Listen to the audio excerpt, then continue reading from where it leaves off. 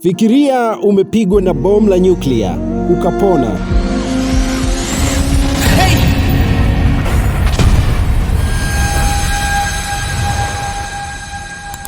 Kisha ukakimbilia mji mwingine na huko ukapigwa bomu la pili la nyuklia. Hii ndo story ya True Storm Yamaguchi. Tukio la kwanza lilitokea Agosti 6 mwaka 1945. Yamaguchi alikuwa kwenye mji wa Hiroshima kikazi. Ghafla Marekani ilidondosha bomu la kwanza la atomic. Alirushwa hewani na kuchomeka vibaya, lakini kimiujiza alinusurika.